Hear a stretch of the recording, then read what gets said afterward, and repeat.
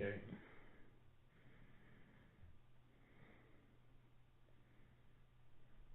Okay. Alternative methods of land valuation. The sales comparison approach is the most reliable method of land valuation. It involves comparisons and assumes that market evidence is available. Unfortunately, good, reliable sales data are sometimes unavailable. For this reason, the appraiser must resort to other methods of valuation.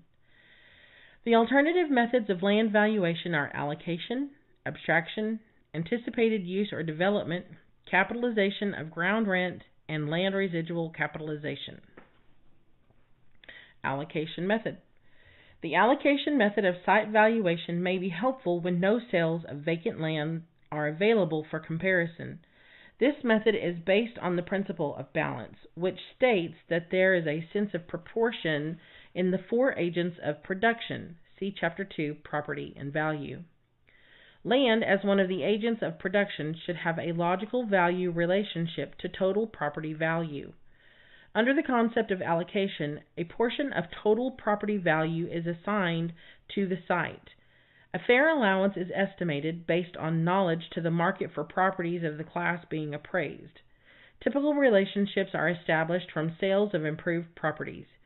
To establish proper ratios, the following are usually considered: site values in previous years, land to improvement ratios in similar neighborhoods, analysis of new construction on similarly classified sites.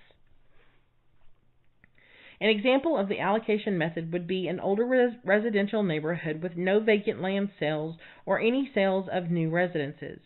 Thus, the appraiser cannot apply the direct sales comparison or abstraction method to derive land values.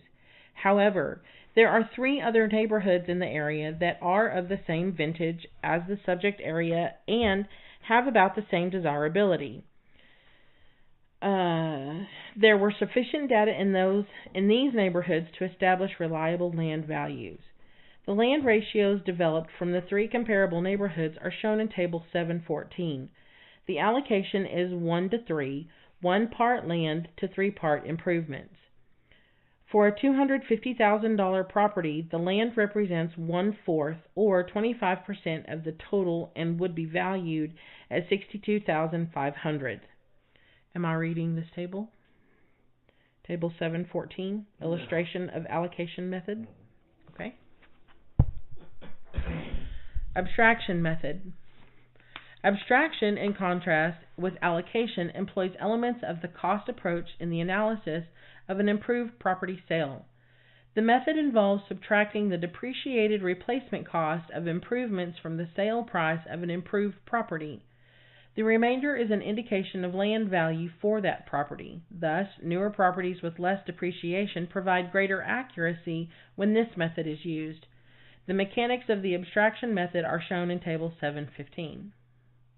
Am I reading that chart? Yeah. Table 715, Mechanics of Abstraction Method. Value of property as indicated by sale, $120,000. Estimated replacement cost new of building, $150,000. Accrued depreciation of all types, $54,000. Estimated value of improvements, $150,000. Subtract $54,000. For the depreciation. The $54,000 is depreciation, correct. So the estimated value of improvements becomes $96,000. The indicated site value is the $120,000, subtracting the $96,000 for the site value to become $24,000. So in other words, you have the whole sale of $120,000.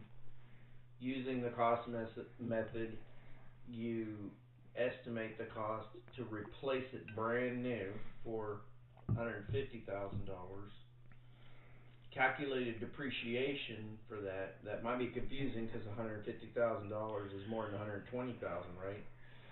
So calculated the depreciation of it, of the replacement cost new for the the improvements is $54,000, so we're gonna subtract that from the replacement cost new.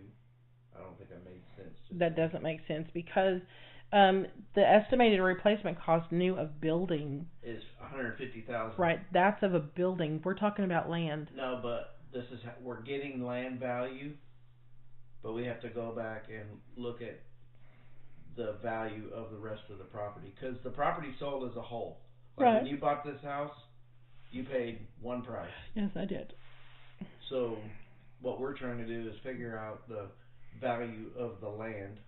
It says the method involves subtracting the depreciated replacement cost of improvements Yes. from the sale price. The total sale price. Yes. So you abstract that out and you get the land value. That's Yes. what's going on here. Yes. You follow? I do, yes. Okay, good. Do you? Yeah. I'm just restating it again because it's got to get in here. I know. And stay in here. I know. And be here and live with me. Oh and boy. Be part of me. Oh boy. Abstraction has to be me. Oh I boy. have to be an abstraction. Oh, you are an abstraction. Thank you. Similar analysis with several sales, improved properties in a neighborhood may yield a pattern of site values as shown in Table 716. The analysis shown in Table 716 indicates that typical sites in this neighborhood would have a value of $68,000. Am I reading this table? Yes. You can. Table 716, illustration of the abstraction method. Sale number 1. Sale price $270,000. Replacement cost new $240,000. Depreciation $37,500. Do you know the math? Can you say the math? I can try. Let me see a pencil. It's that replacement cost new hang minus on, the hang on. depreciation. Yes, and then that whatever that amount is subtracted from the. Well, they gave it to you, the improvement value. Right. Is the $202,500, but then that number is subtracted from the first number, right? Sale price. Yeah. Okay. So let's start this table over again. Table 716, illustration of the abstraction method, sale number 1. Sale price $270,000. We're going to pin that right there. Replacement cost new $240,000 less the depreciation of $37,500 to give the improvement value, the estimated improvement value of $202,500. Subtract that amount from the sale price of $270,000 and the indicated site value becomes $67,500. Is that correct? That's correct. Okay. Sale number 2. Sale price is $257,000. We're going to pin that right there. Replacement cost new is $225,000. Subtracting $36,000 for depreciation, which is going to equal an estimated improvement value of $189,000. Subtract that from the sale price of $257,000 to give the indicated site value of $68,000. Okay, sale number 3. The sale price $261,000. We're going to pin that right there. And take replacement cost new $232,000. Subtract depreciation of $39,500 equals an estimated improvement value of $192,500. Subtract that from the sale price of $261,000 to give a new indicated site value of $68,500. Okay. The abstraction method should be employed with caution. It is a poor substitute for the direct sales comparison method and is the most effective when used in conjunction with the allocation method. Anticipated use or development method. This method is used primarily to value land in transition from agricultural use to residential or commercial use. when sales data are insufficient. No. This method is used primarily to value land in transition from agricultural use to residential or commercial use when sales data are insufficient. For example, with the highest and best use of the tract established as residential, the appraiser hypothetically develops the site. The total development costs are subtracted from the total projected sale prices of the developed lots, providing an indicated value for the raw land. The result is the price a prudent developer is willing to pay for the land in its present undeveloped condition. An example of the anticipated use or development method is shown in Table 717. The subject in this example is a 20-acre tract. Zoning allows for a density. It's your destiny. Zoning allows for a density of 4 lots per acre. The lots will be worth $60,000 each when the development is completed. Table 717, anticipated use or development method. Am I going through this chart? No, that's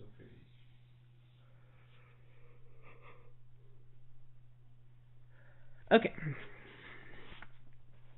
The anticipated use method is sometimes criticized because of its hypothetical nature.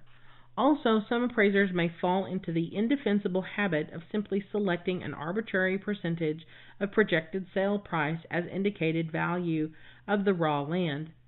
However, if development cost can be obtained and the value of the finished lots determined from the market, it can be a reliable method for a land in transition when sales data are not available. Capitalization of ground rent.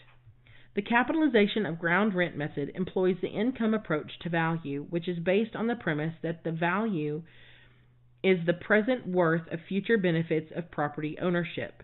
See chapters 11 through 14. The method may be desirable in central business districts where no vacant land sales can be found. If market data are available for estimating the net income potential of area parking lots, this income can be converted or capitalized into an indication of value.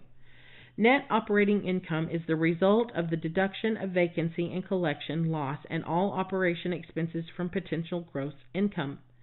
There are many instances in which land, particularly commercial land, is leased on a net basis. Rental data comparisons can be made on a per square foot or per front foot basis. Agricultural land may be leased on a per acre basis. Once the market rent of the subject site is established, a net income is calculated and a capitalization rate selected. An example of the capitalization of ground rent method is shown in Table 718. Which you will read that. Okay. That's important. In this example, farmland is valued on a productivity basis. Typical leases in this area range from $150 to $200 per acre for the Class 3 soil and from $250 to $300 per acre for Class 2 soil. Subject number 1 contains 160 acres and has Class 2 soil, and the market indicates a rent of $300 per acre. Subject number 2 contains 80 acres and has Class 3 soil, and the market indicates a rent of $200 per acre. The capitalization rate, including the effective tax rate, developed from the market is 10%. However, a word of caution for the appraiser. This method is only as reliable as the appraiser's estimate of highest and best use, as well as the estimate of market rent and capitalization rate for the subject property. Table 718, Capitalization of Ground Rent. Subject number 1, $300, which is the rent per acre, divided by 0.10, which is the capitalization rate developed from the market, is equal to $3,000 per acre. Then you take the $3,000 per acre and multiply that times 160, there are 160 acres in the Class 2 soil subject, and your subject, the value of the 160 acre parcel becomes $480,000. Did I read that correct? Yeah, it's pretty close. Subject number 2 is $200 per acre rent divided by the capitalization rate, the cap rate, of 0.10, 0.10. 10%. Yes, is equal to $2,000 per acre. Then you take the 2,000 and multiply it by 80, because subject number 2 contains 80 acres. There's 80 acres in there, so 2,000 times 80 equals $160,000, which is the value of the 80 acre parcel.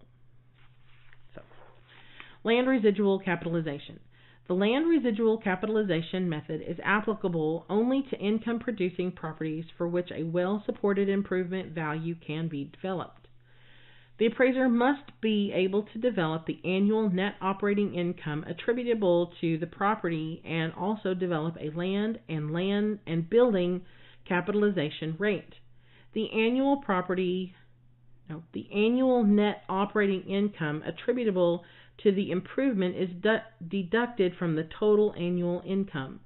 The remaining income, the residual amount attributable to the land, is then capitalized into a value indicator for the land.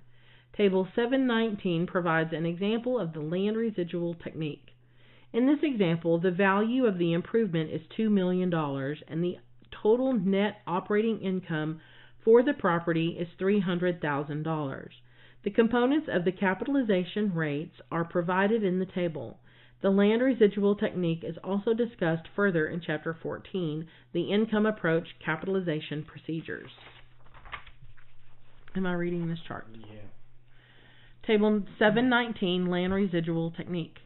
Net operating income, $300,000.